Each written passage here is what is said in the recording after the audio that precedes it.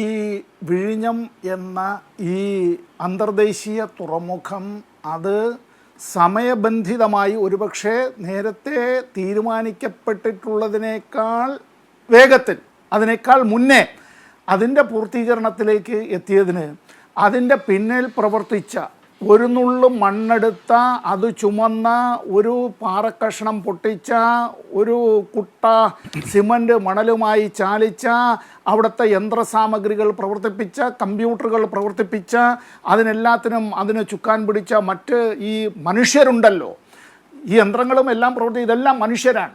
ആ മനുഷ്യരെ അഭിനന്ദിക്കുകയാണ് ഈ ലോക തൊഴിലാളി ദിനത്തിൽ, ഈ അന്തർദേശീയ തൊഴിലാളി ദിനത്തിൽ അവരെ അഭിനന്ദിക്കുകയാണ്. ക്രെഡിറ്റ് ആർക്കുള്ളതാണ്?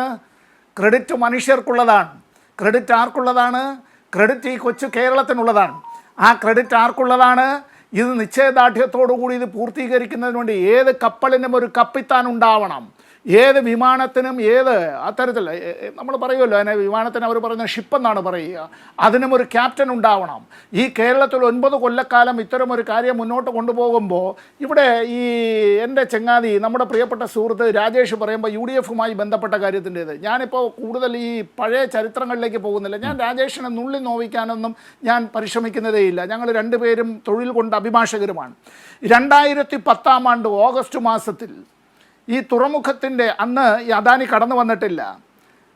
സർക്കാരിന് കൂടുതൽ അത്തരത്തിൽ അതിന് നിയന്ത്രണം, അതിൻ്റെ ഭരണാധികാരം, അതിൻ്റെ വരുമാനം, അങ്ങനെ ഇതൊരു പൊതുമേഖലയിലെ തുറമുഖം എന്നുള്ള നിലയിലാണ് അന്നത്തെ ഗവൺമെൻറ്, LDF ഗവൺമെൻറ് VS മുഖ്യമന്ത്രിയായിരിക്കുമ്പോൾ തീരുമാനിച്ചതും അതുമായി ബന്ധപ്പെട്ട് അതിൻ്റെ പ്രവർത്തനങ്ങൾ ഓർമ്മയില്ലേ ആ പഴയ ചിത്രം രാജേഷേ? ഇന്നത്തെ UDF-നോടൊപ്പം നിൽക്കുന്ന അന്നത്തെ ജലവിഭവ മന്ത്രി ശ്രീ NK പ്രേമചന്ദ്രനടക്കം പങ്കെടുത്തത്.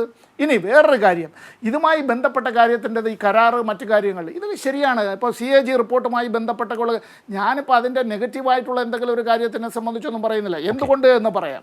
ഇവിടെ ഈ അദാനി പോർട്ട് ഇതുമായി ബന്ധപ്പെട്ട് വരികയാണ്. അദാനിയെ ഒഴിവാക്കണം എന്ന് രാജേഷിനല്ല പ്രതിപക്ഷ നേതാവിന് അഭിപ്രായമുണ്ടായിരുന്നെങ്കിൽ, അവരുടെ നേതാക്കൾ ചെയ്തതാണ്. അദ്ദേഹം തന്നെ പറഞ്ഞു ഇക്കാര്യത്തിൽ ശ്രീമതി സോണിയാഗാന്ധിക്ക്, രാഹുൽ ഗാന്ധിക്കെല്ലാം അഭിപ്രായ വ്യത്യാസം ഉണ്ടായിരുന്നു.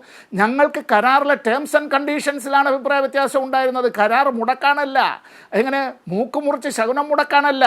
19,555 കോടി രൂപയാണ് ഇവരെ ഒഴിവാക്കിയാൽ നഷ്ടപരിഹാരമായി നൽകേണ്ടത്.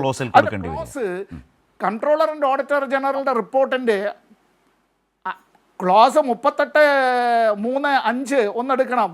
അതിൻ്റെ റിയലൈസബിൾ എമൗണ്ട് എന്നുള്ളത് അതിൻ്റെ ഫീയുടെ 30 മടങ്ങാണ് കൊടുക്കേണ്ടി വരുന്നത്. എവിടെ നിന്ന് കൊടുക്കണം ഈ കാര്യത്തെ സംബന്ധിച്ച്? ഇവിടെ ഇത്തരത്തിലുള്ള ചില കാര്യങ്ങൾ ഇതെന്താ കൊണ്ടുവന്നത്? ഈ ചൈനീസ് കൺസോർഷ്യത്തെ സംബന്ധിച്ച ഒരു കാര്യം, ചൈനീസ് കൺസോർഷ്യം വിഴിഞ്ഞത്ത് ചൈനീസ് കമ്പനിയുള്ളൊരു കൺസോർഷ്യം അത്തരത്തിൽ കരാറെടുത്താൽ അത് അപകടം. പക്ഷേ ഇന്ത്യയുടെ മറ്റു പല തീരങ്ങളിലും മറ്റു പല സംസ്ഥാനങ്ങളിലും അത് അപകടമല്ലല്ലോ. ആണോ? ഒഡീഷയിൽ അങ്ങനെ ആയിരുന്നോ? ആന്ധ്രയിൽ അങ്ങനെ ആയിരുന്നോ? ഗുജറാത്തിൽ അങ്ങനെ ആയിരുന്നോ? ആരായിരുന്നു പ്രതിരോധ വകുപ്പ് മന്ത്രി? ആരായിരുന്നു?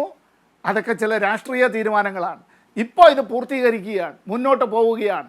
കേരളത്തിന് നമുക്ക് വരുന്ന വർഷങ്ങൾ, ഒരു 4-5 വർഷം കൂടി കഴിയുമ്പോൾ നമുക്ക് ലഭിക്കുന്ന വരുമാനം, ഇന്ത്യ ഗവൺമെൻറ് വരുമാനം, നമുക്ക് കൂടുതൽ തൊഴിലവസരങ്ങൾ, നമ്മളെല്ലാവരും ചേർന്ന് ഇക്കാര്യത്തിൽ അഭിമാനപൂർവ്വം ഇത് മുന്നോട്ട് കൊണ്ടുപോകണം. ഐക്യമാണ് പ്രധാനം.